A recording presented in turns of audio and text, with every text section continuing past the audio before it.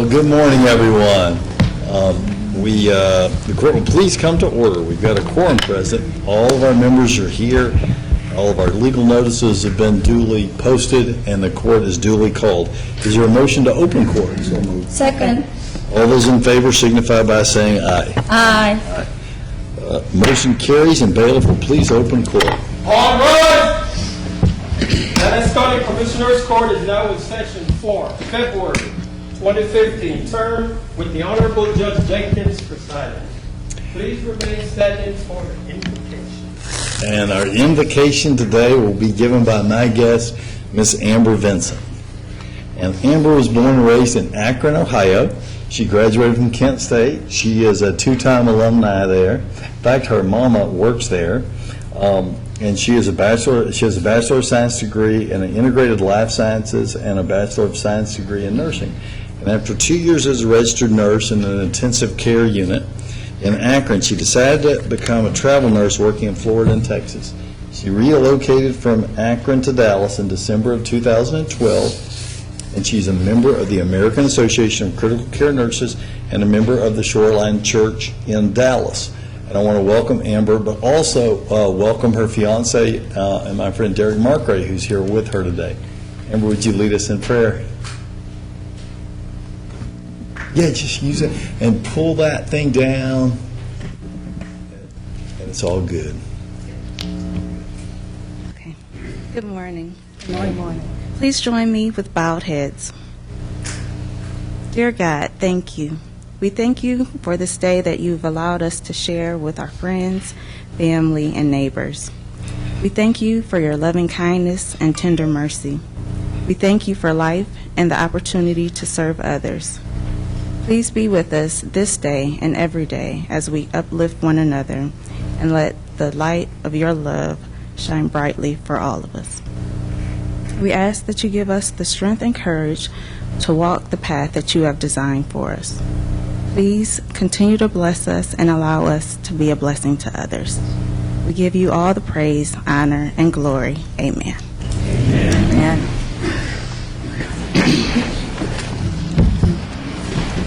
And Commissioner Cantrell has our first resolution this morning. Judge and Commissioners, it's my honor today to do a resolution for Judge Sandra Ellis. If she could come up and everybody with her. I know Judge Sider's here and Judge Martinez is here. Y'all come on up. Judge Martinez, you can come on up with me. And I'll read the resolution and move its adoption. Whereas the Dallas County Commissioners Court recognizes and extends sincere appreciation to individuals who have given a long career of faithful service to Dallas County. And whereas Judge Sandra Ellis was elected in 2002, 2006, and 2010 as the Justice of the Peace, Precinct 3-2, serving Dallas County for 12 years. And whereas prior to her service as Justice of the Peace, Judge Ellis had 14 years of experience within the justice system, including her time at the Juvenile Department, the Dallas County District Attorney's Office, and as a coordinator for a district judge, as well as an administrator for all of the Dallas Criminal District judges. And along with serving the public for many years, Judge Ellis managed a successful private law firm and was an instructor at a local university. Prior to heading down her long-standing and successful career path, she earned a Bachelor of Science degree from the University of Texas at Arlington and a master's degree from Abilene Christian University. And whereas during her tenure as Justice of the Peace, Judge Ellis presided over thousands of hearings each year, including evictions, small claims in civil, traffic, truancy, bad checks, hot checks, and other administrative matters, and did so in a very reputable and ethical manner, earning her boundless respect by her constituents and her peers. And whereas outside of work, Judge Ellis has been married to Tom for 17 years, and they have 3 daughters, 3 grandchildren, and 1 great-grandchild on the way.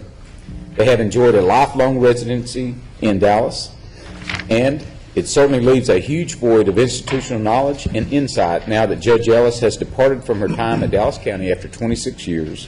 She has contributed very positively to the overall foundation of our justice system and will be missed by all. Now therefore be it resolved that the Dallas County Commissioners Court does hereby recognize and extend sincere appreciation to Judge Sandra Ellis for her leadership, her commitment, and dedication to Dallas County, and further wishes her continued success in her retirement. And I want to rarely second.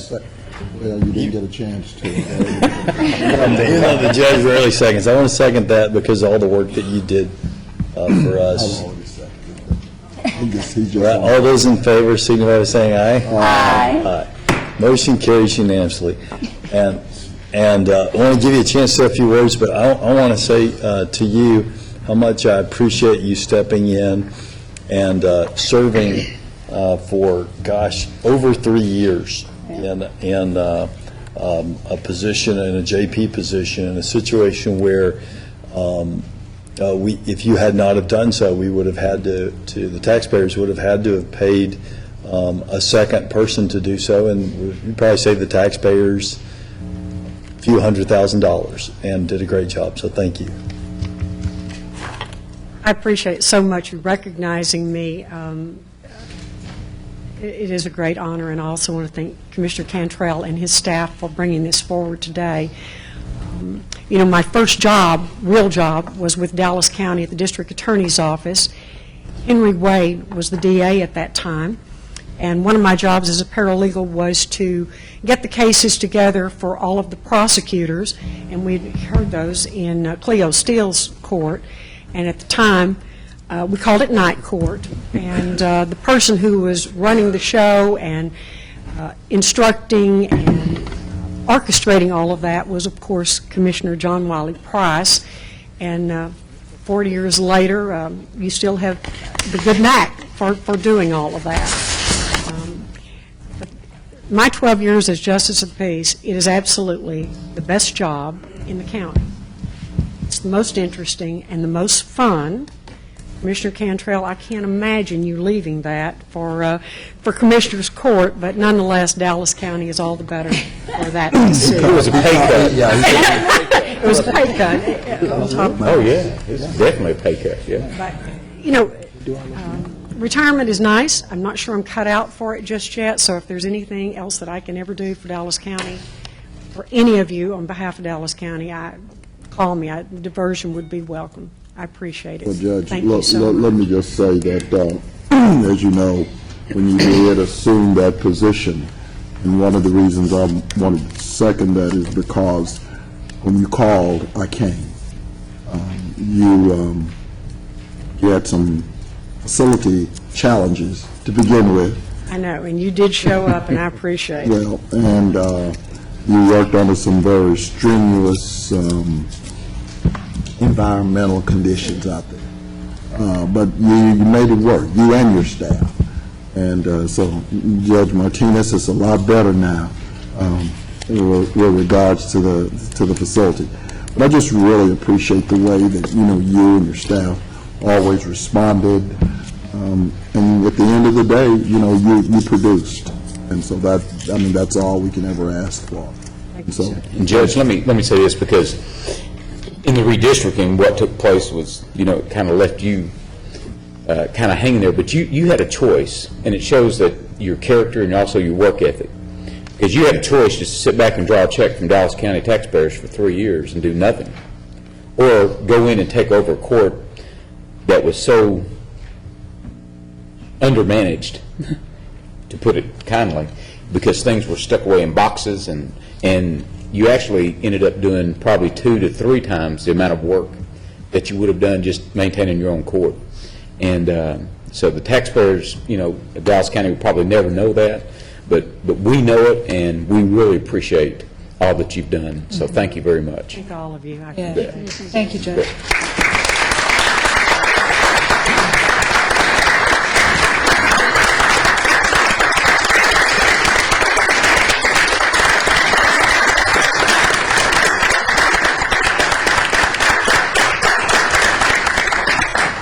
And Judge, I'll say Judge Sider serves on the Texas Judicial Commission, and if he could get all judges to be like Sandra Ellis, his job would be a lot easier on the state level, I guarantee you.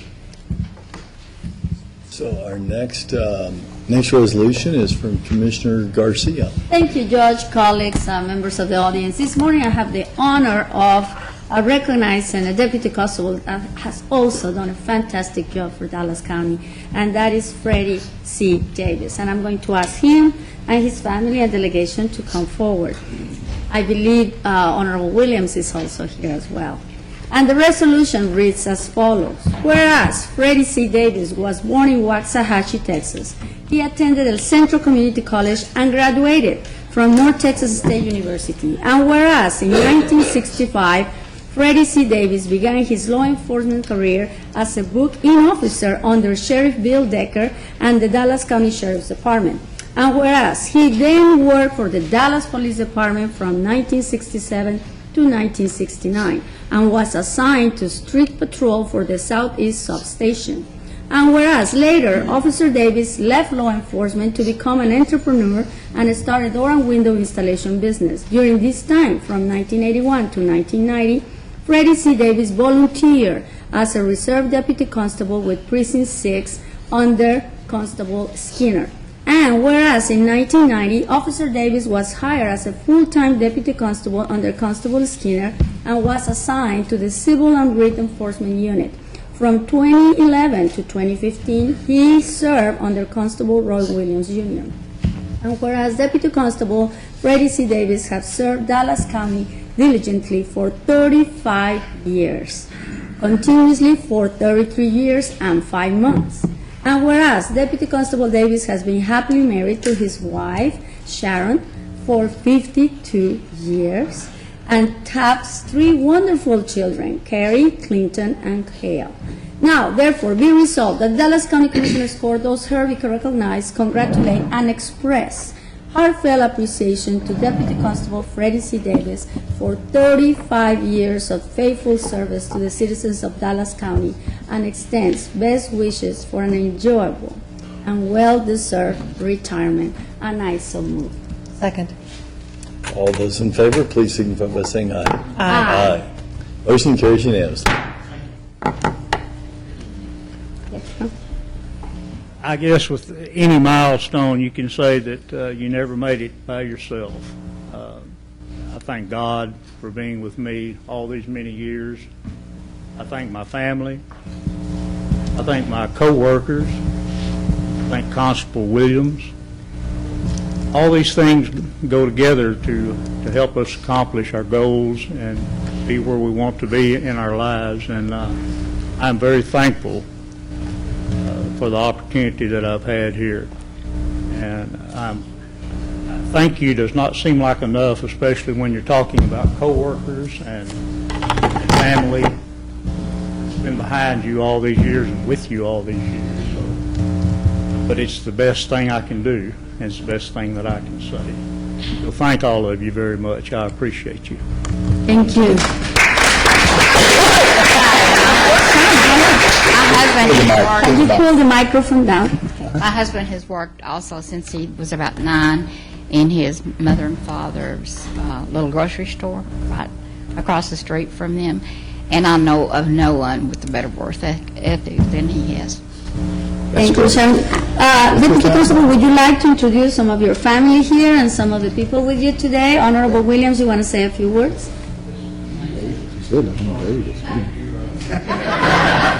Hey, let's, man. Good morning, everyone. It gives me great pleasure to be a part of this. When they told me that he was looking at 35 years, 33 consecutively, I was like, wow. I've been here a long time, and my family as well, and all I know is county government, but it's amazing. That's the one thing that we strive to do, is to reach retirement, and he has reached that. And so one of the things as leaders we learn is, one of the things we have a tendency to do is put our hands on everything. But one of the hardest things to do is get out of the way, especially when you're surrounded with people that know what they're doing. It didn't take me long to realize that Mr. Davis knew what he was doing. So again, writ enforcement is one of those areas that can get you in a lot of trouble, but you have to have competent people there. It's going to be a huge void, but I congratulate him in his retirement, and I appreciate Commissioner Garcia, and I appreciate you all recognizing him. Thank you very much. Thank you. And Mr. Davis, where's your grocery store? Judge Knox Small was, mom-and-pop operation in Lancaster, Texas, Okay. many years ago. Mr. Davis, and your family is here as well? That's correct. Okay. This is my son Kyle, my daughter Carrie, my son Clint, my daughter-in-law Nikki. I wanted to call her my daughter because she's so I believe that's all the family I have here. All the district Thank court. you again. Thank you.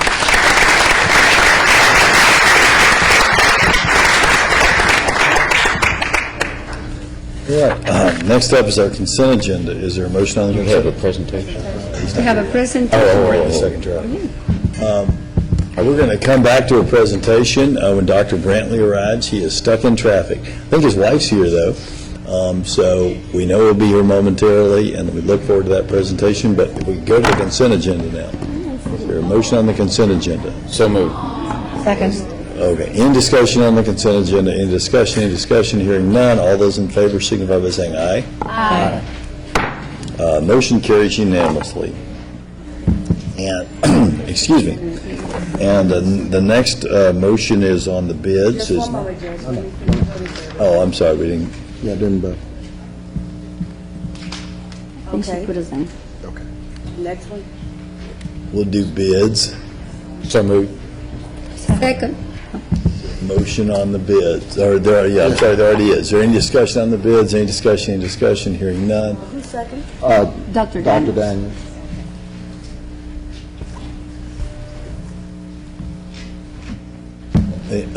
Hearing none, all those in favor signify by saying aye. Aye. Motion carries unanimously. Well, why don't we do court orders K through 21? Darrell, are there any pulls from We're going to that? pull 17. Judge, I also would like to pull number 9, if we could, just for a modification. Mama, pull number 9. 9 and 9 17. and 17. Okay. We have 1 through 32, that's it. Is there a reason 1 through 34? I thought it was 1 through 34. It is 1 through 34. Is there a reason why you was only wanting to go through 20-something? No, I said 34. You did? Okay. Hey, Dr. Stewart, you want to pull that or just have them modified? Oh, no, we're just going to make an addendum. Number 9 is just going to be amended, and we're moving forward. Oh, So I don't think we need to pull that. I think you can vote on it, right? That's correct. Right? Yeah, that's Well, what let's vote on 9. But we pull, somebody wants to, just one moment, let me change it then. yeah. Well, now, number 9 has an amendment to it. We're going to, That's we what- don't have to pull it to, it's just a one-liner. Well, but it has to be read into the record. Okay. It's better to pull it, read it into the record, and then we go with all. We're pulling 17 for a separate vote. Just one moment, Judge, let me change. Yeah, no, I'm not going forward, I'm just making sure we're all on the same page. And you tell me when you're ready. If Dr. Brantley gets here, we'll pull off on 17 till like...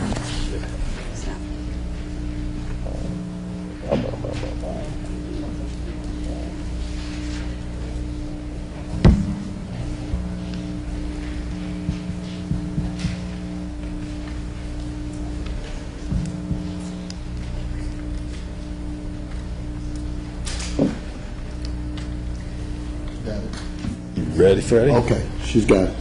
You need a motion. I think we've got a motion. Got a motion. Who made it? I thought we had a motion. Dr. No. Garcia? I second. Who made it? Somebody made a motion. Let's start over, and somebody made a motion, I thought it was please. Commissioner Cantrell. I move it to approval. You moved court orders 1 through 34 34. excluding 17. 17 and 9. I'll second. Okay. Okay. All right. On the problem. Any discussion other than what Darrell will now read into the record on 9? Any discussion, hearing none. Mr. Martin? Item number 9, option 4, under your scope of work should read, will now read, provide cost estimates based on industry standard square foot cost for new construction of a county facility on sample property as provided by the county. Choose the modification of option 4. And I just want to add, Judge, that I want to thank Mr. Martin, Mr. Heichel, Mr. Casano for the work on this. I think this completes this item, and I move approval. Great. I'm Call the question.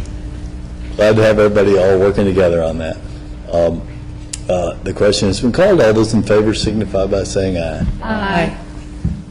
Motion carries unanimously. At this time, I see Dr. Brantley has made it through the traffic, and I'm going to ask Kevin and Willie to come forward. The Morning News has a special,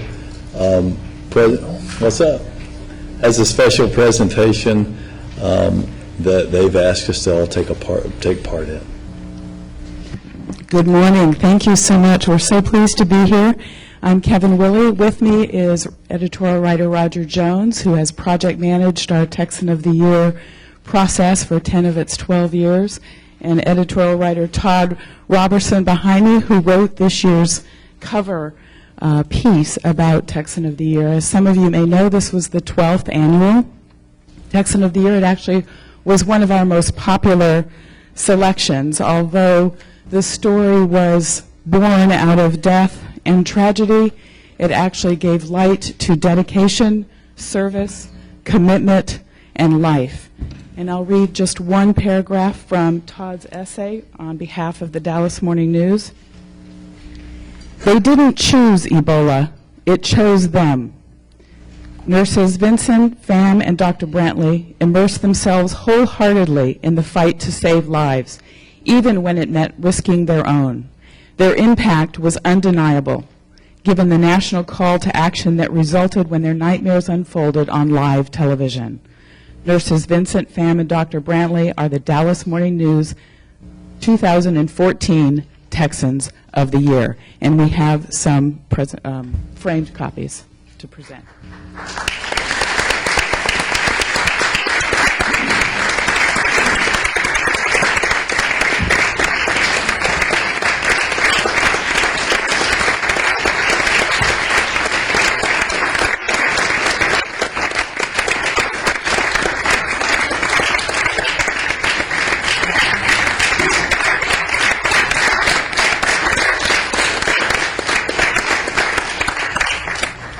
And Todd will tell us just a little bit about putting together the essay.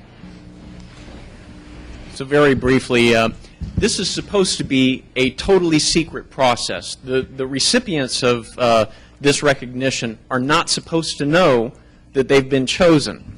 Let me state for the record, this was the worst kept secret ever in the history of this.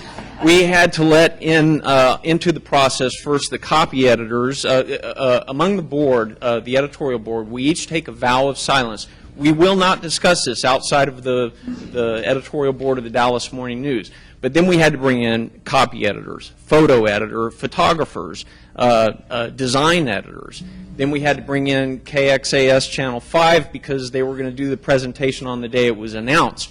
Then, for the first time ever, I had to get in touch with talent agents who were representing these three. That's the first time that's ever happened, including with Admiral Bill McRaven, the most secretive of secret people in the United States. Never had to go through a talent agent with him. But with these three I did, and that gives you an idea of the kind of media attention that these three were receiving. And to their credit, they were cautious about who they talked to.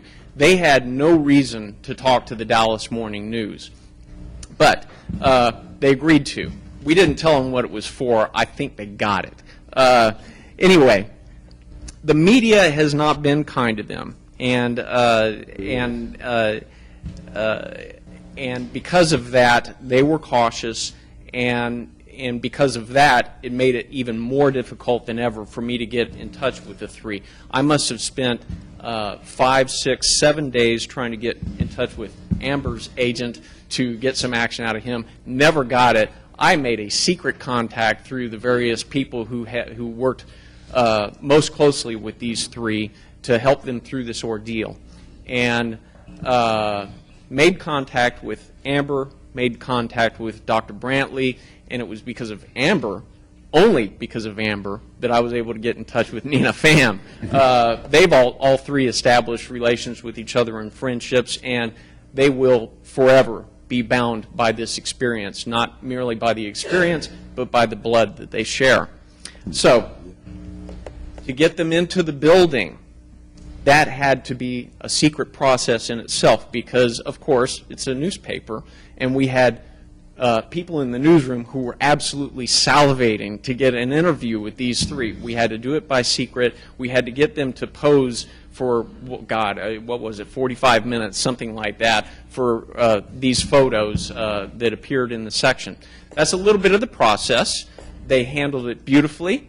They are not experienced, as many people who we recognize in these sections are not experienced with the media. We don't expect them to be, but you handled it with grace, aplomb, as you did this entire ordeal. So we're happy to recognize you. Judge Jenkins.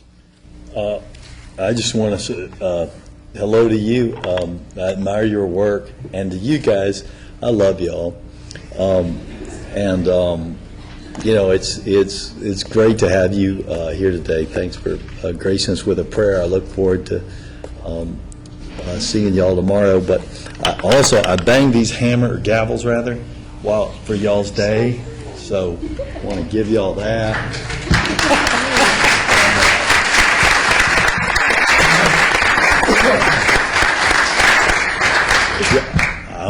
I'm like they say in Saturday Night Live, I'm getting a little bit climp just seeing y'all up there. So I'm going to just turn it over to y'all if y'all want to say anything.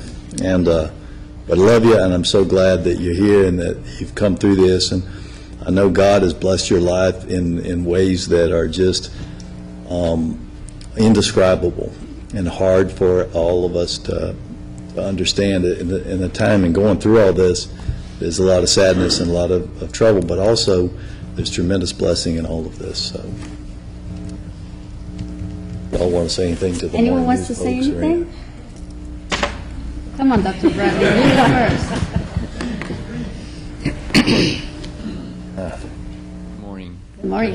Commissioners, Commissioners, Dallas Morning News. Thank you. Thank you for this honor. Just pull that.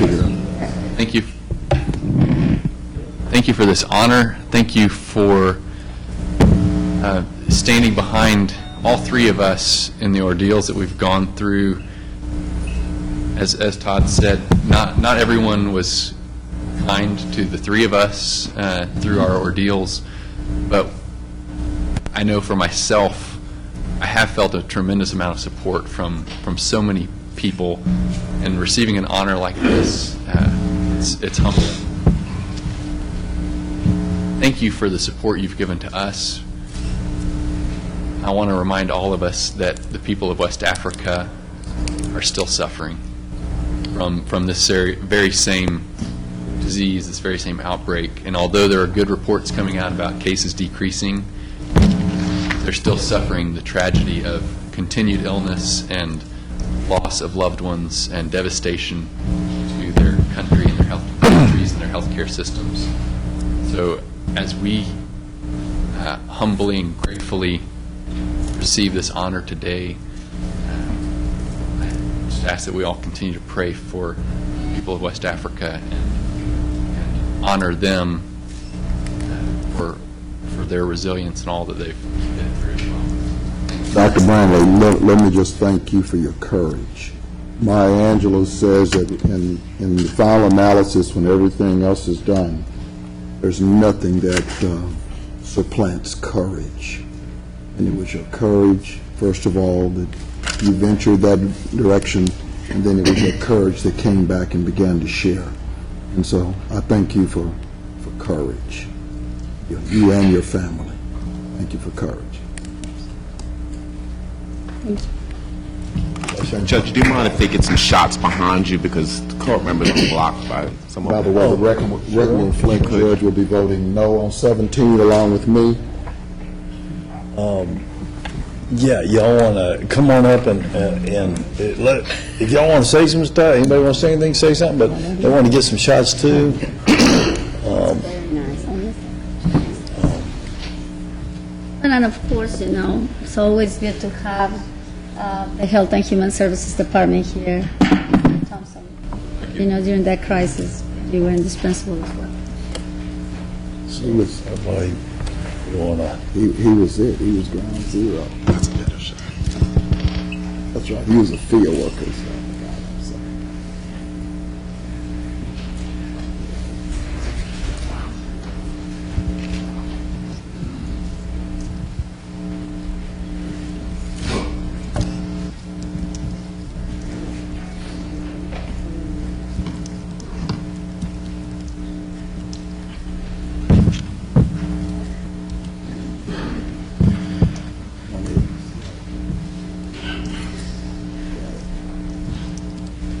It'd be nice if they had, maybe the Dallas Morning News, pick Kevin and yeah, y'all Todd come on and too. Roger, if y'all want to come up, Yeah, yeah. get some pictures.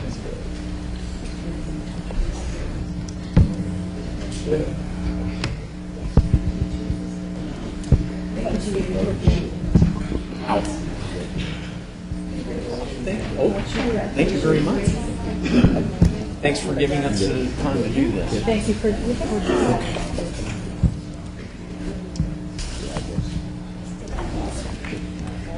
So we can take it up and take another picture.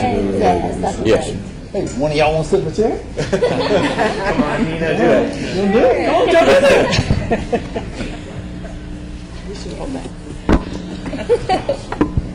There we go. Everybody. Yes. Y'all both get in that chair. Over there now.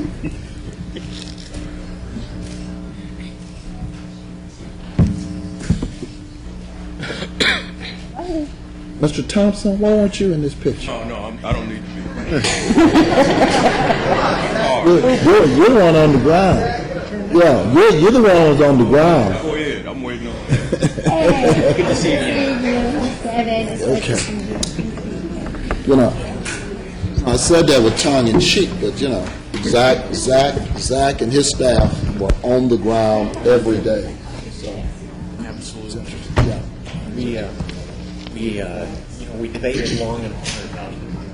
Yeah. It was approved after by all. Yeah. No. That's right. I got to vote. I would vote with that. All right. You can come this way. Take care.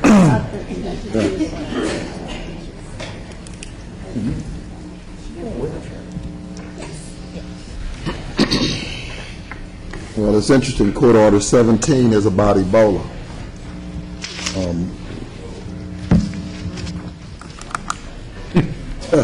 Yeah, we'll see. I see the profession, we'll see the performance. Court Order 17 is before us, Judge. Yeah, I'm on. Yeah. Let them go for Somebody has to move it. the negatives. Has it been moved? No? If is anybody going to move it? Hang on, let me let them go. I'll go ahead and move it. I mean, and let me say something about this item. I am going to support this item only because Dr. Smith needs this to pass. Guys, we have how many children in this school? Have about 50 kids who are going to benefit. 50 kids, and I personally feel as strong as the judge and Commissioner Price for some of the comments that this institution made about Ebola during the crisis. So while I understand, and I definitely understand where the judge and Commissioner Price are, Dr. Smith has a job to do, and Dr. Smith, would you like to elaborate why this item is so important? I do, and Commissioner, I just want to thank you for that. Before we discuss I it. think the presentation showed us very unequivocally how fear can bring about animus, ignorance, and it's a perfect opportunity out of tragedy that we educate people on what they can do going forward. Judge Jenkins and Mr. Thompson did an exceptional job of trying to educate our community. This is a perfect opportunity. I talked to President Cavalier with Navarro College, and she understands our concerns. She received the letter from our juvenile board, and I don't know if she received Commissioner Price's letter. But hopefully, out of fear and ignorance, we can educate and do some good things going forward. That was a bad time and showed a light on a lot of people in a not-so-good way. But hopefully, going forward, we can do some good things with them and our kids going forward. Thank you, Dr. Smith. So I'll go ahead and move. I think it's been second. I second it.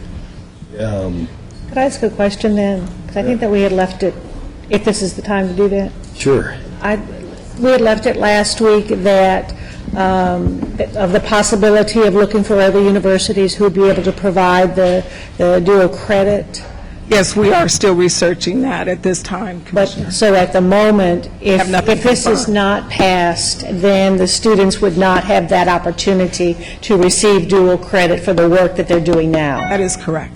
And at a time when the juvenile department has been recognized, as one of the best juvenile departments in the state, I will support it, Dr. Smith, because I have more than 50 kids right there that need an education. And like you say, it's an opportunity, to educate when ignorance prevails. However, I totally recognize the position of the judge. And if it's something that the students would not have if this particular order isn't passed, then I think that it's with those concerns and very much in light to provide the service for the students. And I've been reached out to by both the president of several of their campuses, and they've asked that I read something into the record for them, and I have said I would do so. So let me read that. This is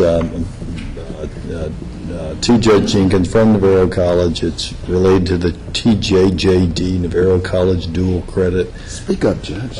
Program. The college's mission is to provide educational opportunities to a broad range of students. During the Ebola crisis last fall, there were concerns about the safety of our more than 9,000 students who lived on campus. Fortunately, those concerns were resolved quickly, and the college continued its mission of open access and its tradition of significant enrollment of students from African countries. We are excited about the opportunity to strengthen our partnership with TJJD and appreciate the support of the Dallas County Juvenile Board to provide dual credit instruction. The education provided by Navarro College will help many young people successfully transition to a productive life. It is an honor to be part of their journey. And that is a statement from Navarro College regarding this matter. Also in conversations with President Martin and President Cavalier, I was assured that Navarro is an equal opportunity college. In fact, President Martin assured me today that of their, I believe, 136 foreign students, nearly half are from African countries, and that is a tradition that they are proud of.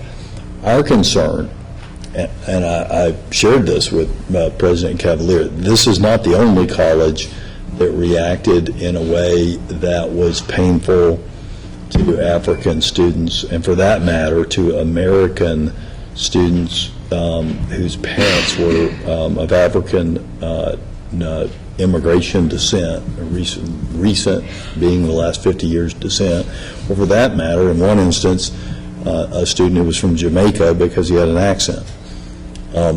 In those other instances, my office and or Governor Perry's office found out about that, and we had a phone conference with several universities throughout this state, some very far away from Dallas, who were taking some actions that just weren't grounded in science. And, to commend the governor for his work on that, and the college presidents for reversing course. In the case of Navarro, what was particularly upsetting to Commissioner Price and I is there was no reach out to any state agency or local agency, and so the pain that the students felt was extended for quite a while, more than it was, I think, at any other college in this state, and that was a big concern.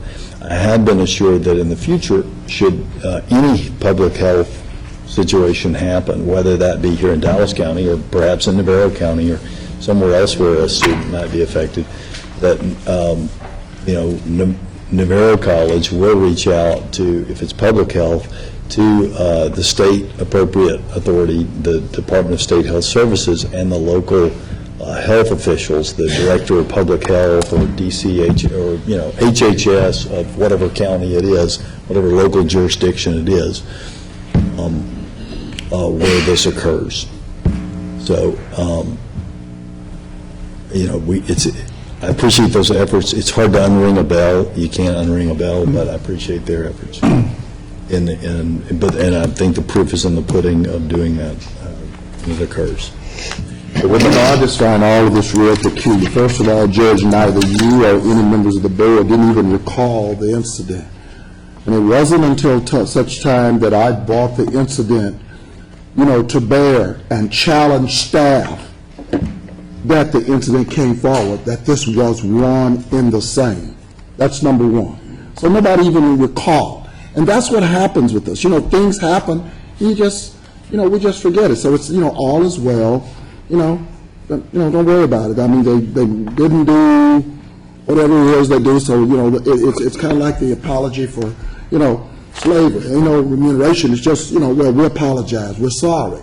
And I think it created a kind of havoc that we're saying now, well, we really need to engage them because they have a program that is working around the state. Okay, so it impacts 50 students. You talk about 9,000 students at Navarro College, and you talk about 136 foreign exchange, I guess, African students. How many of their students in a demographic? What's the rest of the population? And what bothers me about this, I don't know if it was as much, Ebola. I don't hear the same thing. Again, I know with measles and pneumonia and everything else, and I understand. I'm not minimizing the so-called fright. But what concerns me is that what is there stated across but what do we know about the depth and the breadth? It was knee-jerk reaction. But what is the depth and the breadth of Navarro College? What do you really know? They got 9,000 students and 136 African exchange students.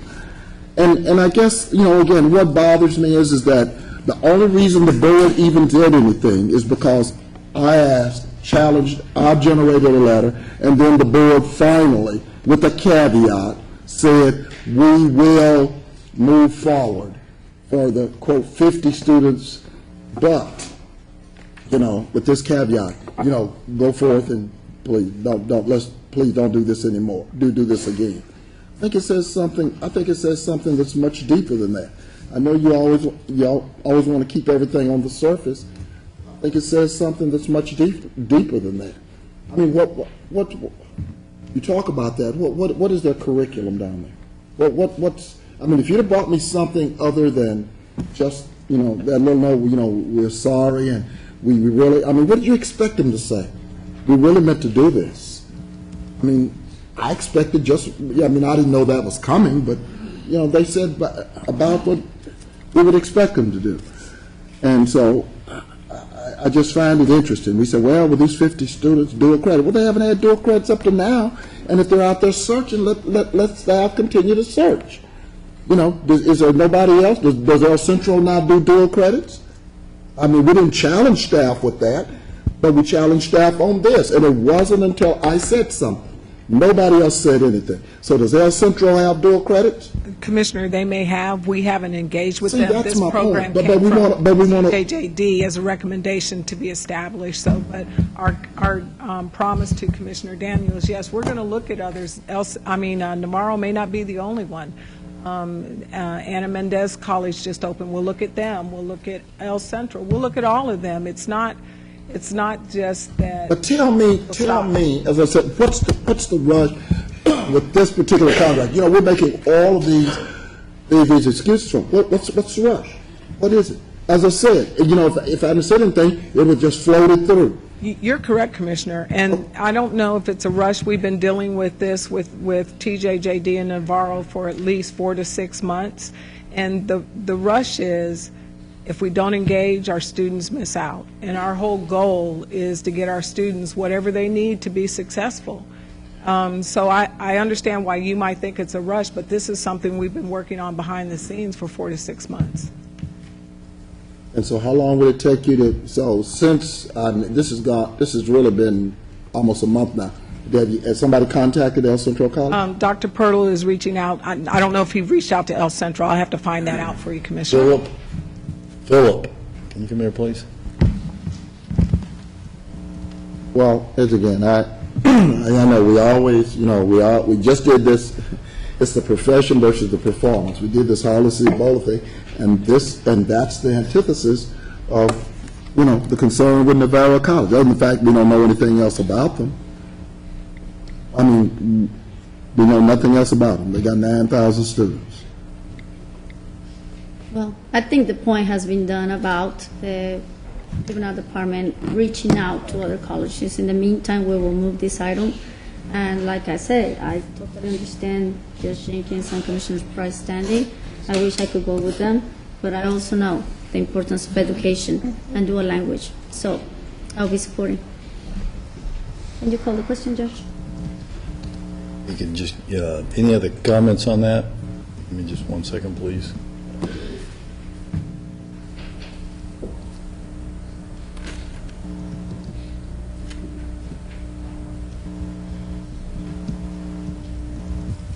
My bad, man, sorry.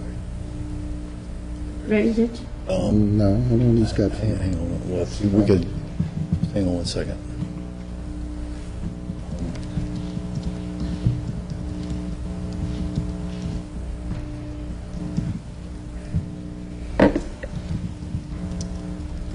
Trying to get somebody to speak, or? And if somebody wants to. There was somebody who just wanted to. Why don't we take a 2-minute recess, folks? Point of personal privilege then, if you want to just wait a moment on that. Yes. Is I would like to introduce a new staff member that I've hired, if we could do that in the interim. Let's do that. Please Why don't we do that? And Ms. Erin Moore, today is her second day on the job, and she is one of my executive assistants. She comes with a long background in being involved in the community, plus a lot of other skills and talents. But I welcome Erin Moore to my staff, to Dallas County, and look forward to seeing what we can do to make things better for everybody here in the county with her assistance. So welcome, Erin Moore. Welcome, Ms. Moore.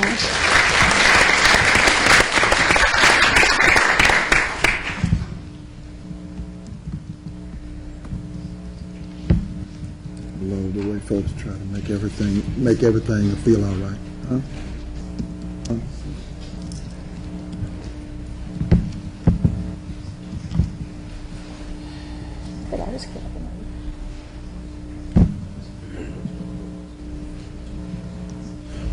Then what are they going to do? Go up? Sure. Hey, guys, you're too far away from me. Get him in.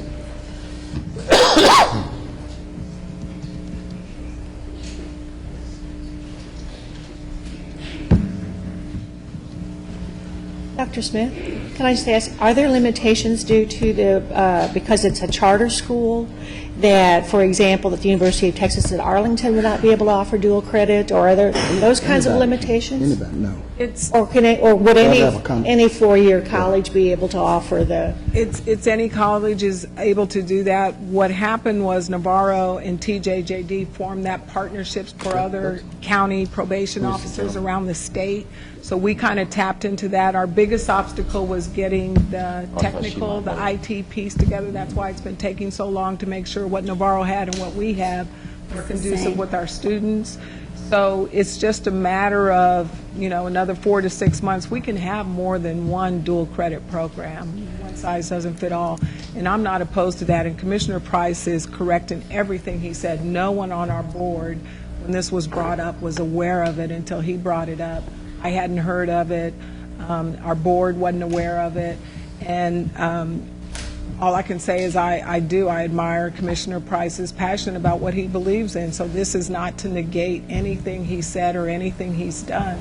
I think our focus is maybe not to forgive, but we've got to, I've been looking at before this happened what's best for our kids without the knowledge of the history of Navarro. So I appreciate that being done.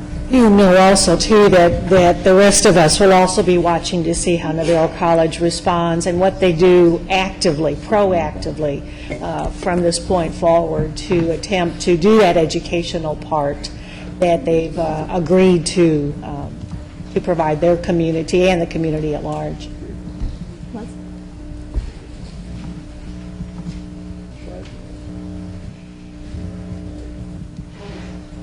That's fine. You're going to do a public vote? Looks like everybody's voted online, so. I'm going to be voting no, but I want to explain that vote because I don't want it to be seen as a repudiation of Dr. Smith and the work that she is doing. I think the work that Dr. Smith is doing is excellent. And it's a difficult vote for me to vote no as an alumni of Navarro College, and I appreciate the words from the leaders of Navarro College, and I've got friends, good friends, who are alumni and who work at Navarro College.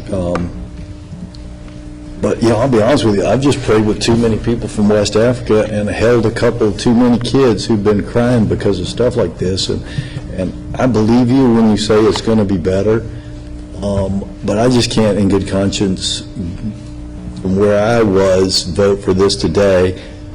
But I'm glad that we have the dual credit program. I'm glad the kids have that opportunity. I don't normally make protest votes, and I guess it is a protest vote in a sense because the kids are benefiting from the program. But I'm going to be voting no today. All those in favor signify by saying aye. Aye. Those opposed? No. Nay. Motion carries 3-2. Move L 1 through 4. Second. All right. Time sensitive. Yes. Okay, you moved it. Second. I'll fix it. Commissioner. Hold on. Okay, I'll fix it. There we go. Okay, go ahead. No. Okay. Okay. It's okay. All right. Any discussion on that? Hearing none, all those in favor signify by saying aye. Okay. Motion carries unanimously. Judge,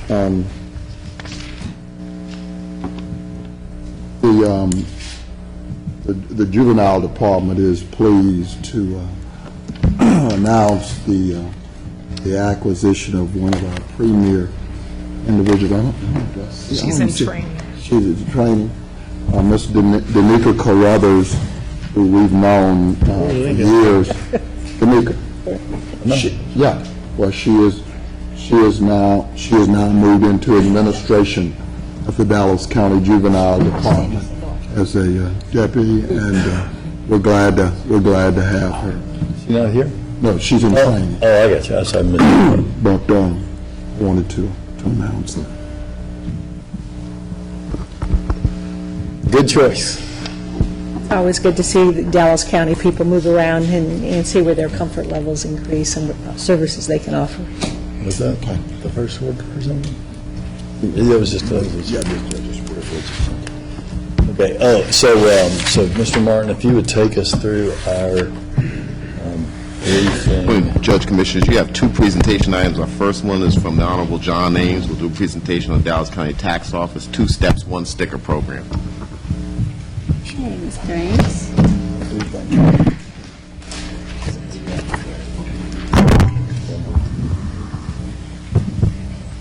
Good morning, Judge, Commissioners, staff, and audience members. Good morning, Mr. Ames. During the 83rd Legislative Session, House Bill 2305 was passed, combining the Texas inspection and registration stickers into one single sticker. In an effort to educate the motoring public of Texas, the Texas Department of Motor Vehicles has put together 2 Steps, 1 Sticker campaign that you see here today.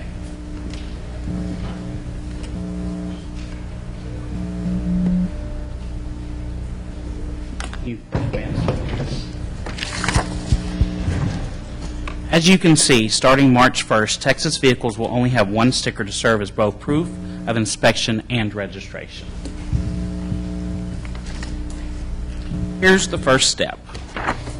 This year, you can obtain your vehicle registration if you have a current passing inspection. The majority of inspection stickers expire during a different month than your vehicle registration. The important thing to remember this year is you need to keep your inspection current prior to your registration period. Next slide. At the time of registering your vehicle this year, the tax office will electronically verify that your car has a current passing inspection.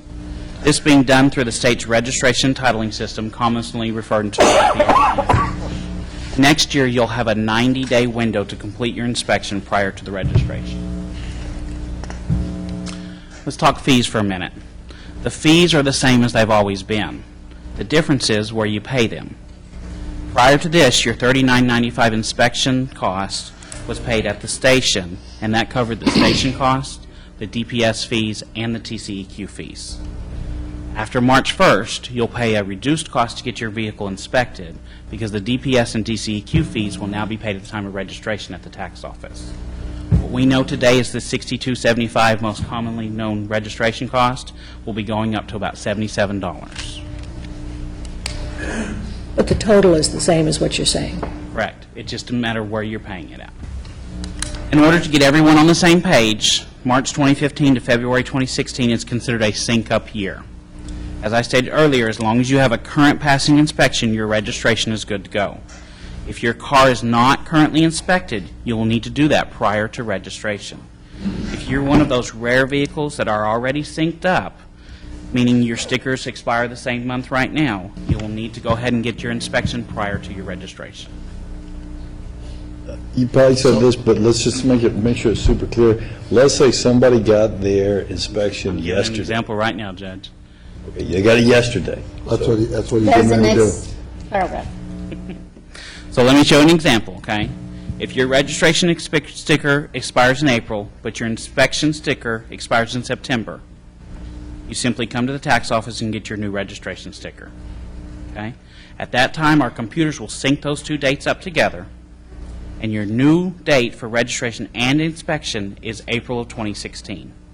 That means you have to have your inspection done no more than 90 days prior to your registration in April of 2016.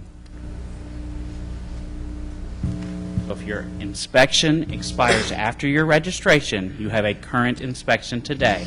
You can come and get your registration. If your inspection expires prior to your registration, you will need to go ahead and have your vehicle inspected and then come into the tax office to get your registration. And if you flip that and your inspection sticker expires April 2015, the registration expires September, you have to go get the inspection done You have to go before to the you... inspection first. When you go to the inspection station, it's important to note, everything just like you would normally do. The same inspection you would normally have on your vehicle. The only difference is they're no longer going to put a sticker on your windshield. In fact, they're going to take off your old sticker. Okay? Let me ask you about this one, because I know there'll be some people that will try this. Sure. What if my inspection runs out the month before this date, when I can get my joint sticker?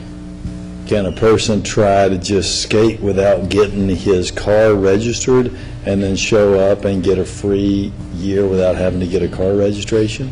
Well, if you go with an expired registration sticker, you run the risk of getting pulled over like you would have with an expired inspection sticker. But there are people that will probably try that. So if my my inspection runs out in February, and I don't want to pay, or I don't have time to go, or whatever happens, and I roll in there in March to get my joint sticker, do I have a full year? No, sir. So Our if- computers will reflect that you do not have a current passing inspection. So I'll have to go get an inspection, so it doesn't do me any good to try to skate then? Correct. Okay. Correct. And law enforcement's been notified of all that. And now, what would happen, if I'm understanding the law right, is I'd go in there, I'd try to get my sticker, you'd say, no, you'll have to go get your inspection first. I will have wasted my trip down there, run the risk of being pulled over for the month while I was trying to skate, and I'll still have to go get an inspection. And that's why it's important that we educate the citizens before they get to the tax office and find out that they need to go get their inspection first. After March 2016, everyone should be synced up with the Texas drivers having 90-day window to register and their inspection sticker. It's important to mention that when you get your vehicle inspection, you won't get that sticker, of course. Instead, you'll get a vehicle inspection report. It's called a VIR. You need to keep that document as proof of your inspection. Most of us fold that up and put it in our glove boxes anyway. It's important to keep that document because if for some reason when you come in to do your registration and it's not in the state's computer system, that will be your proof of inspection. We will be able to verify based on that document and go ahead and register your vehicle at that time. John, does that mean if you go past the 90-day window, you have to go get another inspection? Correct. If you get it done previously to the 90 days, you will have to get another inspection. That's correct.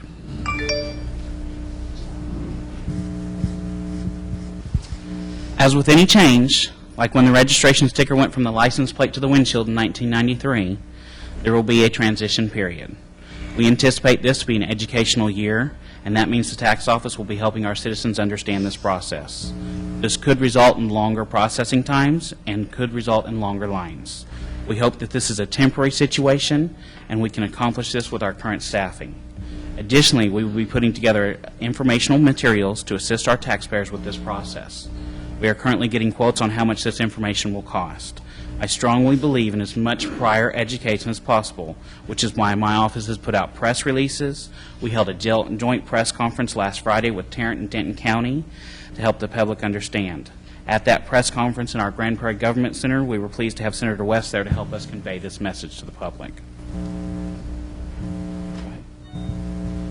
In an effort to further help the motoring public of Texas understand Two Steps, One Sticker, the Texas DMV has put together a short video that we'd like to play here today. Note, this is the Texas Department of Motor Vehicles that put together this Two Steps, One Sticker video. We'll go ahead and play this. Kick up your heels, because there's a new two-step in Texas. Starting March 1st, 2015, your Texas vehicle inspection and registration are broken up into one sticker. That's right, only one sticker for both inspection and registration. The new Texas two-step is simple to learn. Here's how to get into the swing of it. Step 1, we'll still need to get your vehicle inspected every year. But after March 1st, 2015, instead of getting an inspection sticker, your pass-fail status will be electronically recorded by the inspection station. After you pay the inspection station their portion of the inspection fee, you'll be given a printed inspection report. It's important to keep it someplace safe, like your glove box. We'll tell you why in a minute, so stay tuned. Step 2, when you renew your annual vehicle registration by mail, online, or in person, your inspection status will be verified electronically, and the state's portion of the inspection fee will be collected. If you pass, you'll be issued one sticker for both inspection and registration. And if for some reason your information isn't on the computer, you'll have your written report as a backup. So like we said, keep it safe. A couple of things to note. In order to register on time, you must inspect within 90 days before your sticker expires. So, say your registration expires at the end of August. That means you have from June 3rd to August 31st to pass your inspection. The benefits of the new Texas two-step will have your feet tapping and your boots scooting. Only one expiration date to remember for both your inspection and registration. One sticker means less clutter on your windshield. Increased compliance will result in safer vehicles on Texas roads. Now that's a slicker sticker. Two steps, one sticker. Learn more about doing the Texas two-step at www.twostepsonesticker.com. Sponsored by the Texas Department of Motor Vehicles, the Texas Department of Public Safety, and the Texas Commission on Environmental Quality. Two steps, one sticker. That jingle plays in all 250 tax office employees' heads on a daily basis. Hey, that agency, state of Texas call, they want their money back. Most of us don't understand two-step. At least they didn't pull the line dance out. You got to convert a line dance.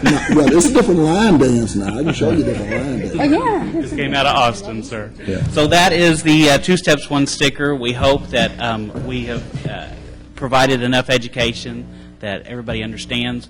Like I said, my office is continuing to do outreach. We're speaking to as many community groups as possible. We're holding press conferences. We're sending out press releases. It's incumbent upon us to make sure that the citizens of Dallas County are educated about this process.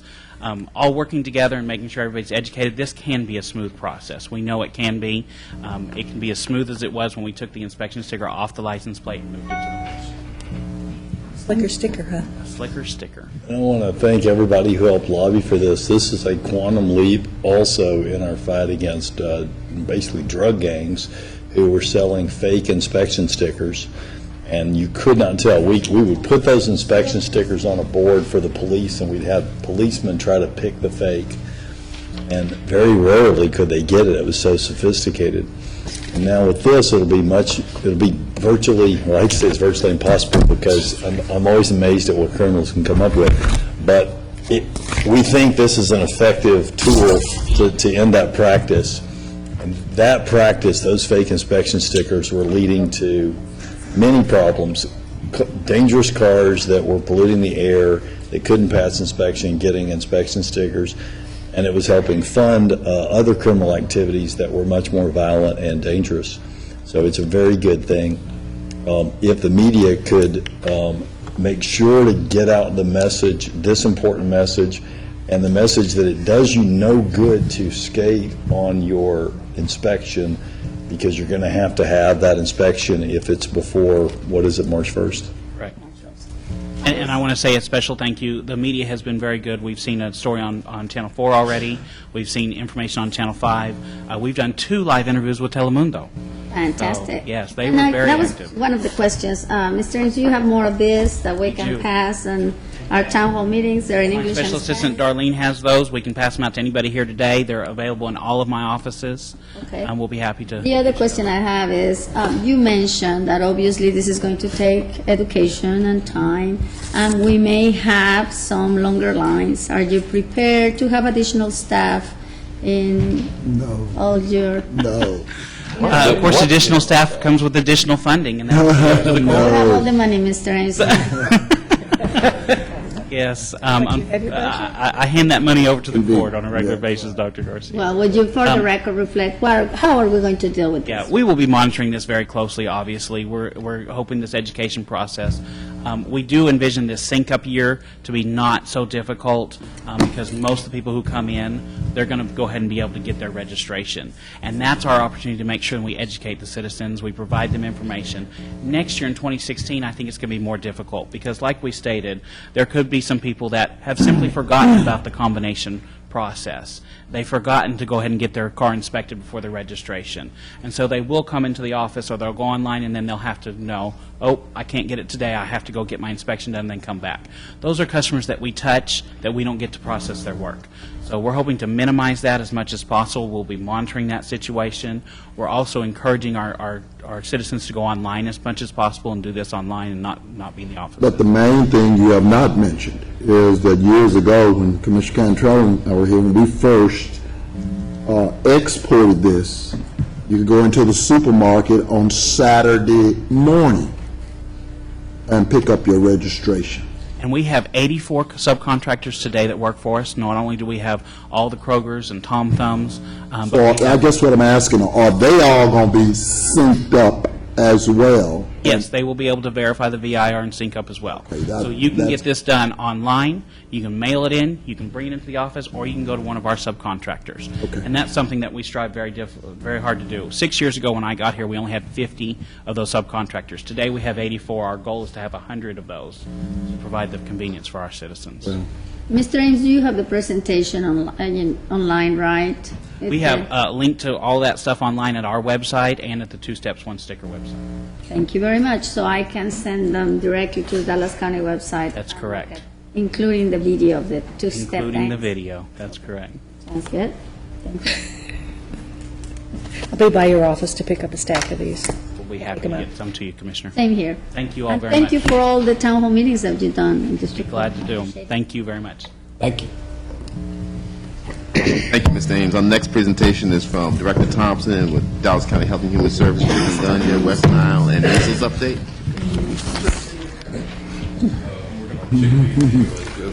Are we going to dance on your presentation, Mr. Thompson? That'll be next week. No. Put your dancing shoes on, come on. You're not consultants? Boots, I need my boots. Judge, Commissioner, we're going to give a short update. I want to thank our top doc, Dr. Perkins, Cameron, who is our Assistant Director for Public Health, Communicable Disease, and Erica, as everyone knows, is our Public Information Officer. We're going to cover briefly three items. There's been a number of discussions around measles. We just wanted to bring the court up to date that there has not been any reports of measles cases in Dallas County in 2015. I know people are asking questions because what they're seeing nationally, but locally we've not had any reported cases. Again, I want to commend Tamara and our preventive health staff. As Commissioner Price, as chair of our Public Health Advisory Committee, recognizes every meeting we talk about the importance of getting immunizations out to our community. As everyone knows, we have one of the lowest rates as it relates to people opting out of getting the vaccine for their children. And I've said this on numerous occasions down through the years, and I'll keep repeating it. The unvaccinated children in our community has an impact on the overall community. And so we really have to encourage parents to get their children the MMR, keep their vaccinations up to date, because that's a critical point in what we see in these outbreaks. Secondly, we'll go to West Nile virus. We want to close out the season for 2014. We go to the next, Brian, thanks. We wanted to bring forward that we had 0 deaths in 2014. I wanted to bring a chronological order to this because somehow everybody focused on 2012, but we forget that we started in 2002. And so as we go down, we see that this year, 2014, 0 deaths, and as it relates to the number of positive mosquito traps, 174. One of the challenges that we're going to have going forward is drawing the line between West Nile virus and chikungunya, CHIKV. We want to make sure as we go through this process, similar, Commissioner Price, Commissioner Cantrell were on board back in 2002 when we started talking about West Nile virus. That was Dr. Tulu at that point when we began the whole educational process of West Nile virus.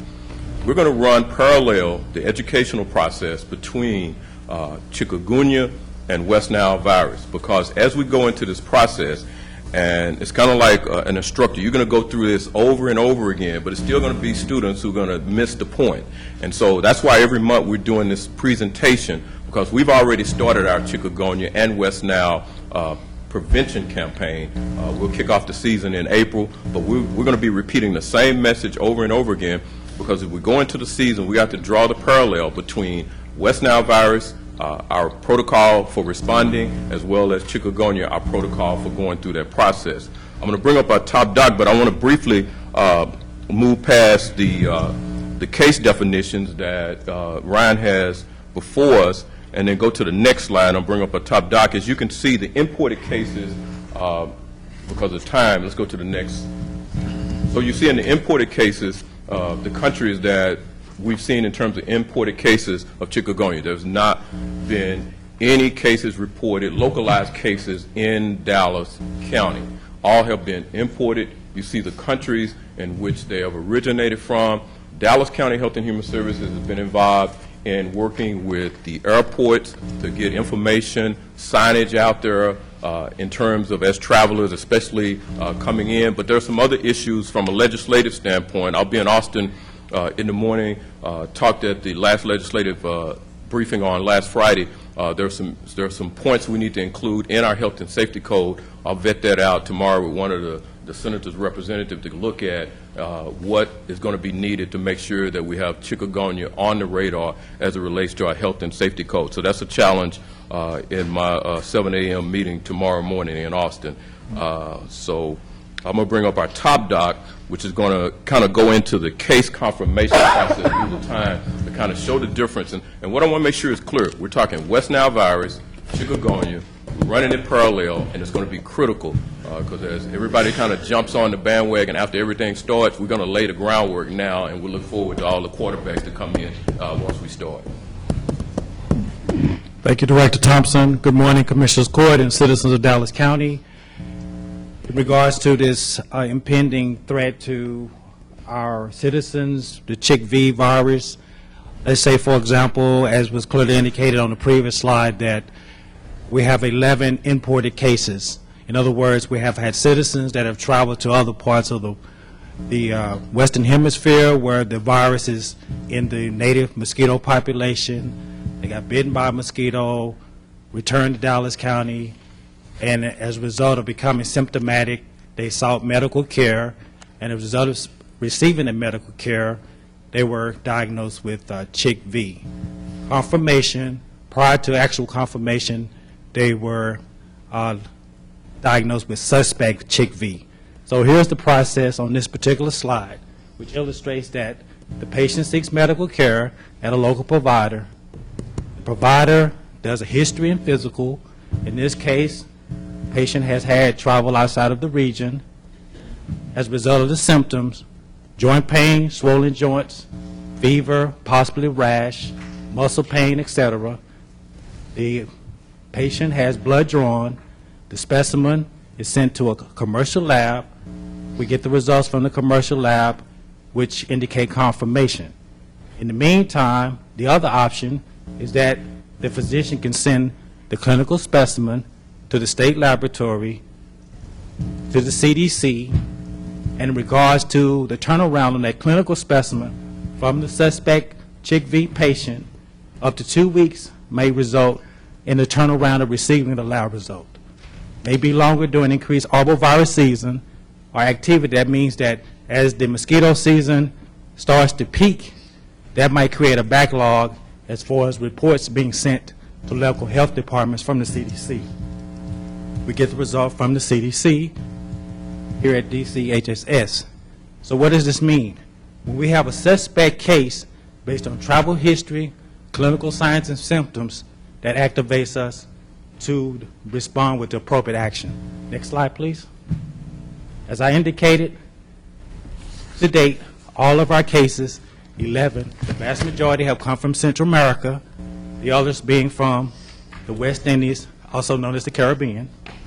Imported suspect cases, as far as recommendation, during a clinical illness, if it's an acute, the patient is advised by the provider to stay indoors in the air-conditioned or screen accommodations.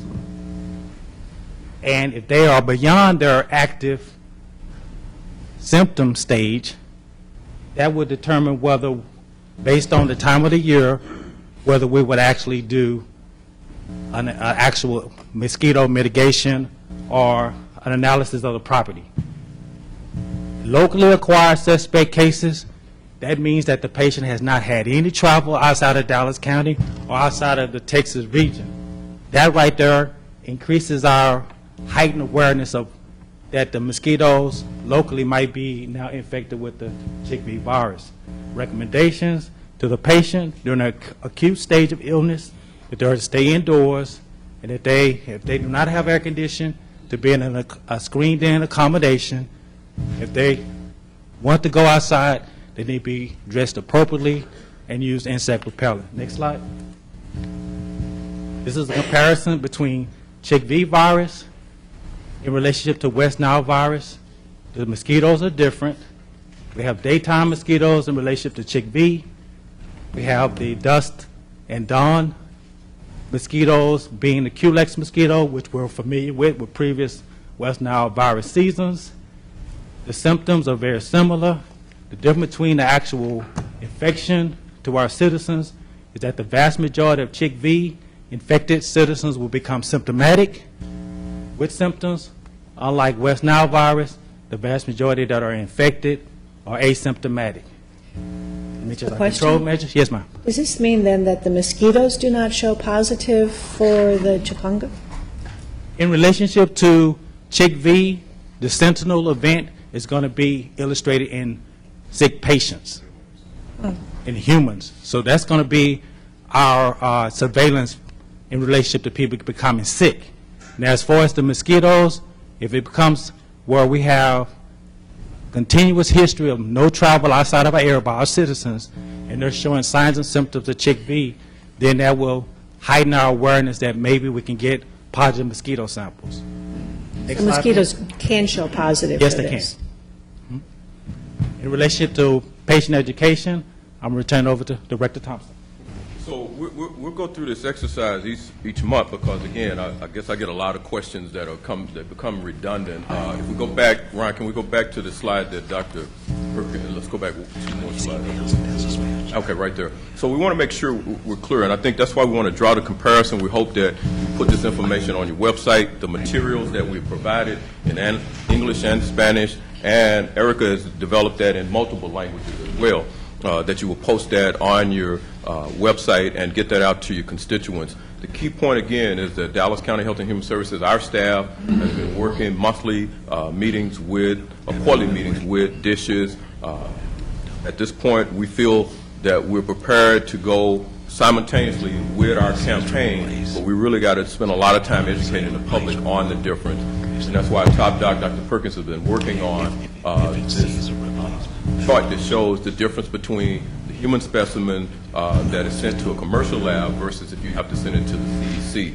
Ryan, let's go back to that comparison down the next one. Okay. So we'll spend a lot of time talking about this comparison because we're here citizens who think that they have chikungunya during the West Nile season. We're ready to entertain those questions. But I hope y'all would defer that back to our Top Doc and to our PIO. I see a lot of times people try to answer questions, but the folks that should be answering it should be our staff. But that's fine. Anybody want to answer a question, that's okay. We've laid out the comparison to the process and how we're going to respond to it. But this is the last piece. And let's go back to the material, Ryan, at the end, is that this material has been worked on. Erica has done a fabulous job in getting this material out to our churches, to our community-based agencies in terms of this information. And so this is going to be a learning experience overall. And so we wanted to make sure that you have the update on this. And so we thank the court for your support. Thank our chairman of the Public Health Advisory Committee. We've already briefed the cities on this. We'll have a meeting with our vector control staff from various cities. That'll be next month, and so we're on target with this response. So any way that we can work on proper information as opposed to this other misinformation, that's why we're laying it out every month in this format.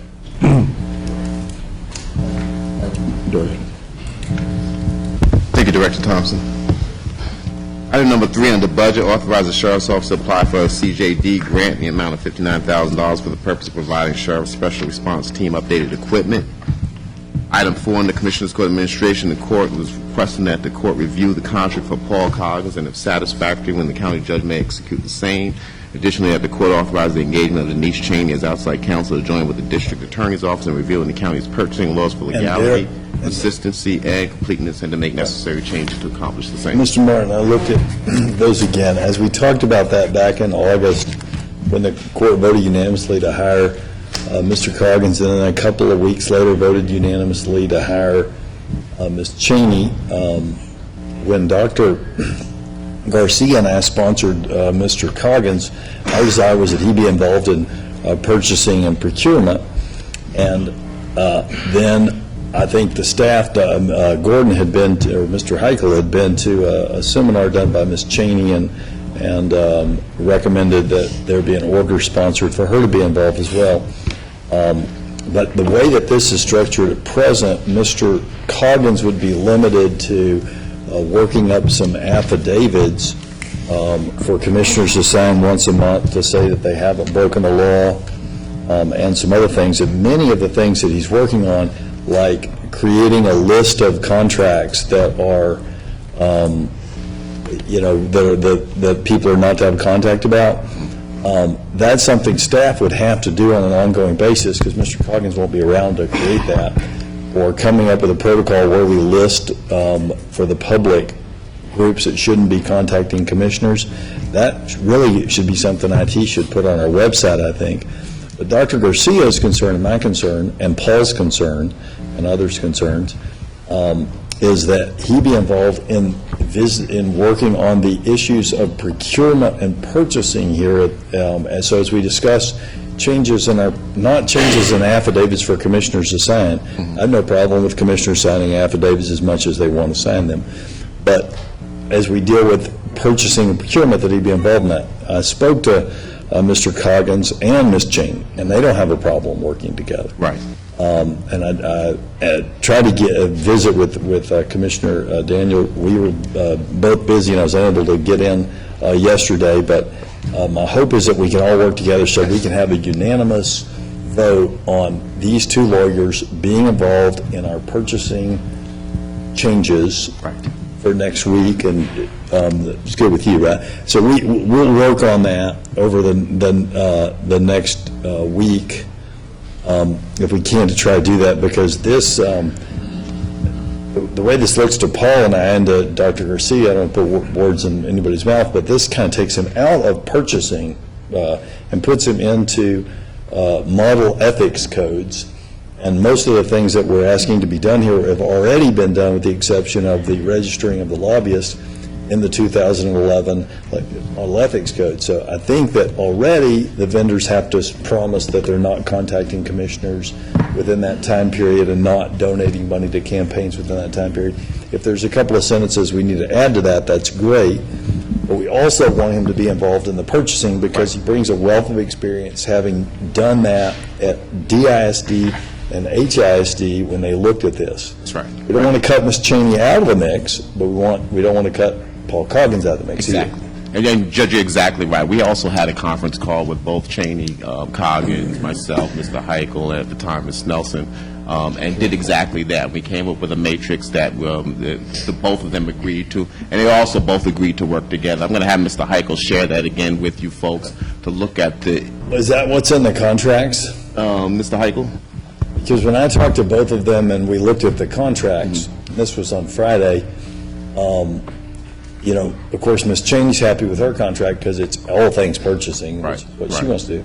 Mr. Coggins looked at this and he said, well, I don't know what happened because I hadn't talked to anyone in 6 or 7 months and just kind of went dormant.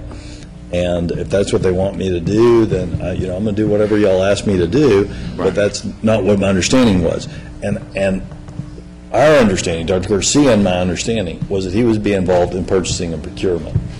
And so it ought to be a pretty simple thing for us to fix. And the goal was that they would work together. They both had agreed that they would do that. It stalled up. There's contract issues. We were trying to push it out of the DA's office for some time.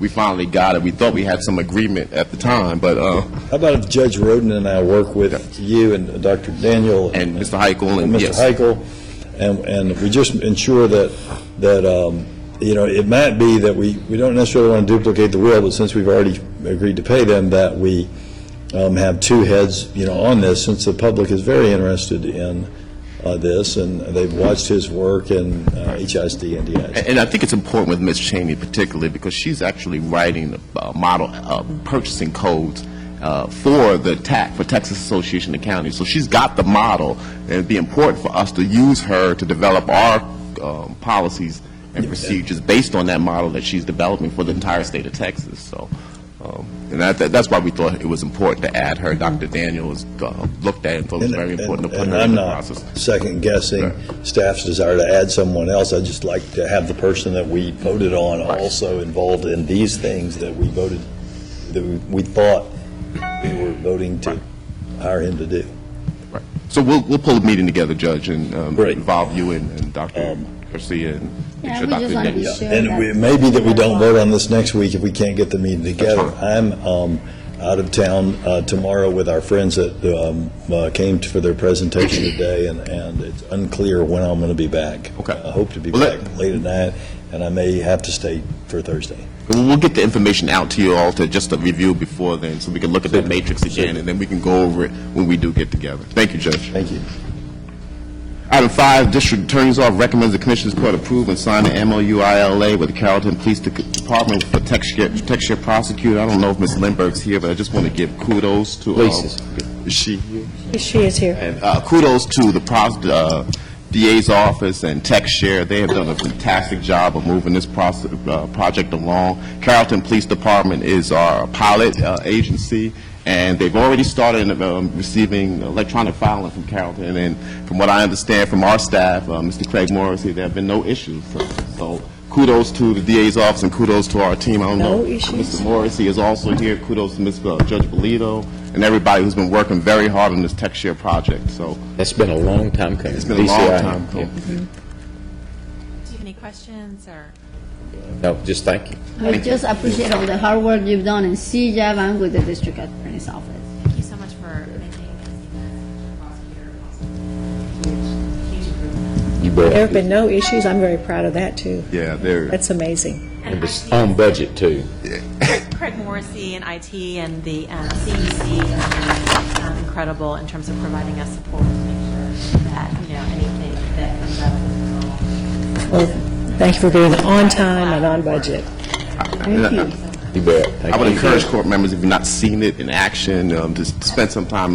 Ms. Lindbergh, Judge Bolito, I'm sure, would host you to come and walk through it. It's fantastic to look at and see. Thank you for your efforts. Thank you, Mr. Vick, for your efforts. Item 6, Health and Human Services, approve the organizational renewal agreement with Zix Corp Email Encryption Services Program. Item 7 has been pulled by the request of the department. We'll bring that back at a later date. Item 8 under Public Works, accept the offer to purchase the tax foreclosure property at 902 Netherland Drive in Seagoville, Texas. Item number 9, accept the offer for $36,000 to purchase tax foreclosure property at 7500 Southwest Moreland Road in Dallas. Item number 10, accept the offer to purchase the tax foreclosure property at 3830 Twin Falls Street in Irving, Texas. Purchasing item 11, authorizes discretionary exemption from competitive procurement for test collection kits and related items to Hologic, the parent company of GenProbe, for the periods of February 10th, 2015 through February 9th, 2018. Item 12, authorize discretionary exemption for all necessary products, extraction and probe reagent kits, collection tubes, PCR reagents, and pipettes to Key-Agent for the periods of January 27, 2015 through January 26, 2018. Item 13, approve recommendation of the Evaluation Committee to proceed to Step 2 of the RFP process with 3 highest-rated firms for SOQ number 2015-007-6459, SOQ for Architectural Engineering Services as established in the solicitation. And item number 14, authorize the tax office to continue using DDA funds as prescribed in the attached employee recognition plans. And Daryl, item number 12, that still is sole source, correct? Based on yes. whatever patents, copyrights, or whatever other Yes. deals, so it's still sole source, and that's been verified? Yes. Correct, and that's why I will be supporting Yeah. this. It's the only one, It's the only and one. when it's the only one, hey, the exception really comes with That's right. it. That's right. Judge, if there are no questions on this, we have one bring up from Mr. Brown, excuse me. 5 Dallas County employees, 3 from elections and 2 from the IT department, will be traveling to Tampa, Florida, to meet with SOE concerning the website for the elections department. They're asking to be able to fund a hotel at $189 per person for a total cost of $1,890, and travel will be a total of $1,650. It'll be paid from the election escrow.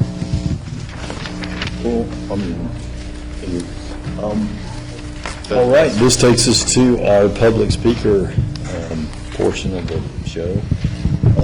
Will you please read the rules of decorum for our public speakers? All Commissioners Court attendees are hereby advised that this meeting is conducted in accordance with provision of Dallas County Code Section 74-71. Visitors and registered speakers are to preserve order and decorum at all times. Personal, profane, or slanderous remarks are not appropriate and will not be allowed at any time during this public meeting. Any and all across be kept brief in observance of time and disrupted visitors and or speakers may be removed and are subject to the penalty provided in the state of Texas Legal Code, Section 38 or 30, 42.01, and 42.05. Registered individual speakers are limited to a maximum of 3 minutes, and the maximum discussion of any one topic is limited to 30 minutes. And our first speaker today is Ira Alexander. That could go either way. Maybe her, that's just... Well, I hate to wake somebody. I don't know. You want me to wake her up? Ira Alexander? It's fine. Is it Ira? Ira Alexander? Okay. Oh, hey, come on up, Miss Alexander. Sorry, the work of the county is relaxing. We can be very soothing. That's Very right. soothing, I like that. That's one way you could Come over here and see. take her out. Trying to see them because she's Thank she's you. about praying, and she's telling me about Yeah, I'm here. I was talking to her just like I did with her. She had a bow. Your Honor. Yes, ma'am. How are you? Commissioners. Thank you. I'm sorry I don't get out much, so having to come to these long meetings, this was an experience today. Hey. I want to extend my greetings also to Commissioner Price and to thank him for the many times he came out and spoke with my journalism class at Lincoln High School. I'm here today for one specific reason, and that is to share some comments that I have about the Dallas County Judicial Treatment Center, which the judges abbreviated and simply call it Wilmer. I have not had any previous experience with the center except for reading about it and having one conversation with Judge Crusoe before he left the bench. But now I have a personal reason for being here today, because in July of last year, Judge Lena Livero sent my husband to Wilmer for 180 days. He's due to be released in March. I think it is very fortunate that Dallas County does provide a facility like that for people who have problems with alcohol and drug addiction. I think we've all learned that prison is simply a turnstile for people like that. There's no rehabilitative effort going on when you incarcerate people with addictions. So that judges have an option in this county is a good thing. But I also wonder how long it's been since this center has been evaluated. I often wonder in my previous dealings with them, which have been over the last several months, who's on first out there. I have written numerous letters. I have called. No single response or reply to the issues that I have raised and the questions that I've asked. I'm here today. I brought some copies of my statement to leave with you in the hopes that at some point in time you may want to revisit some of these issues, and it may benefit someone else in the future. I'm not looking for it to benefit myself or my husband because he will be released on March 3rd. The public face of who's an addict is no longer the stereotypical person who sleeps under a bridge, who's unemployed and has no education or resources. Some of the people that I've come in contact with personally in the 2 decades that I covered criminal justice as a journalist, judges, DAs, professional athletes, police officers, teachers, people who do have means, but also are addicts. The treatment center has this policy that a family member must attend an orientation, that's good, but then complete 10 consecutive classes at night. If you are disabled, as I am, I'm losing my vision. I haven't driven in 10 years. If you are disabled physically, or if you work a third shift job, or have no transportation, you can't get out there to meet that need. There's no public transportation to where this facility is. The nearest bus stops at the Community College District campus that's 9 miles away. My concern is that if you're going to require something of a family member, then there ought to be some flexibility in allowing the person to be able to meet those requirements. I inquired as to whether these classes could be taken online. No. I inquired as to whether I could take classes at a satellite center. There's one in Garland near my home. No. Well, what can I do? Well, there's nothing you can do unless there's another family member living in the home who can do this. I'm the only person at home right now. Ms. Alexander, there's a 3-minute limit, and I'm about to wrap up. My secondary issue is this. Why is someone who is sentence, and we're going to have a staff member look into that and get with you on that, but we are out of time. And I thank you for coming to speak to us. And with a secondary issue, if you would please get with Lauren Trimble from my staff and let her know what that is. She's going to get with our criminal justice people to take a look at that. But we've got to follow these rules that we have about these 3 minutes for public speakers. Okay, I understand. So Lauren, if you could go over and, make sure you get the other information. But thank you so much for coming today. ma'am. Thank you. All right, and our next speaker, and Lauren, get her now, please. Miss Cynthia Smith. Is Miss Cynthia Smith? Miss Cynthia Smith. All right. Our next and final speaker is Mr. Mike Mediv. Yes, sir, come on up. Yeah, your mic, come on up, Mike, or Mr. Mediv. Good morning, Mr. Judge and Commissioners. My name is Mike Mediv. I'm from Europe, from communist country. I came 25 years ago in America. I'm highly qualified medical file and doctor and dentist, and I'm studying for X-ray, for ultrasound, for MRI, for wound care, for cardiovascularization. I need 3 months experience to be able to sit for national exam. For these 25 years, no one hospital willing to give it to me a job. I had to work to be able to take national exam to be better. And I go yesterday, every day I go in all of them Dallas hospitals from 3 years. I had 3 years ago promised they to give it to me a job.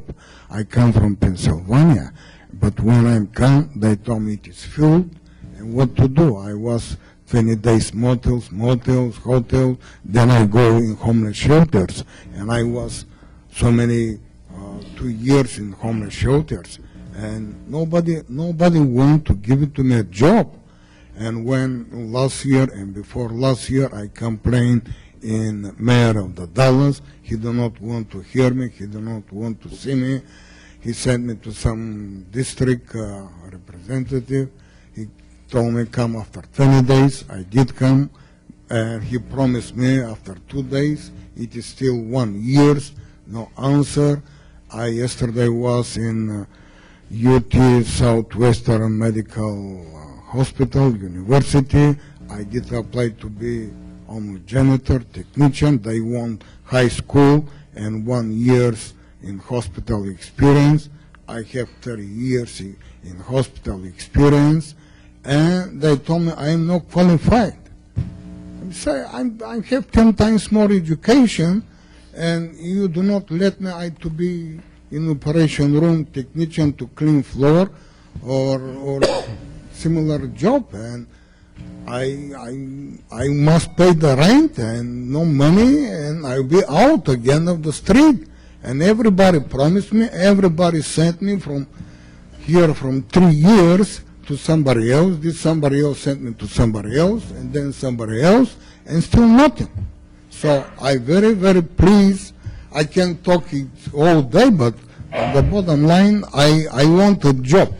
And when I go to recruiters, to directors of the recruiters, to director of the human resources, no one wants to see me. No one wants to see me, no one wants to help me. I have to work. So I can talk more, but the bottom line, please help me to find a job. And I'm plenty education, experience, and still nothing. Sir, you're out of time for the public speaking. We're not allowed to interact with you during this public speaking. It's your opportunity to speak. If your impediment to getting a job has something to do with green card status or things of that. I have green card, I have everything. Well, there's not a whole lot I can, if it's related to that, we could do some constituency service for you, but beyond that, I think we're not really allowed to interact with you, so I don't want to break that rule. Just, please keep applying, because you I applied for 25 years. If I do not give it to many of the landlord, I will be out of the street again. It is not good. Thank you, thank you, sir.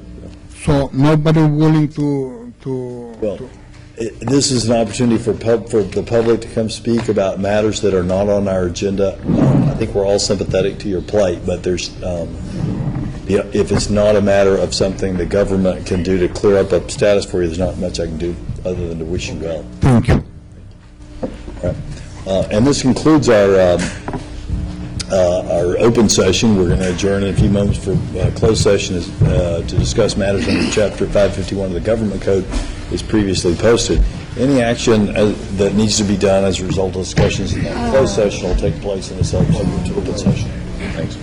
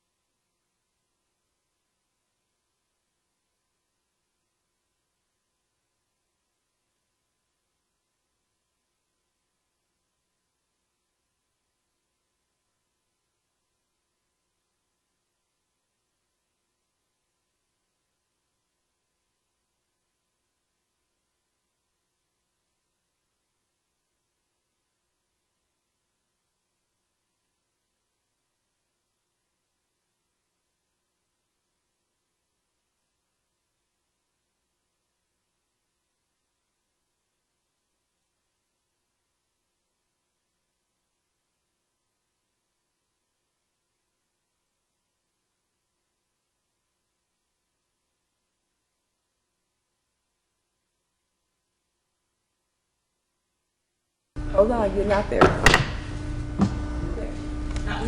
All right, no action necessary as per the closed session. Court stands adjourned.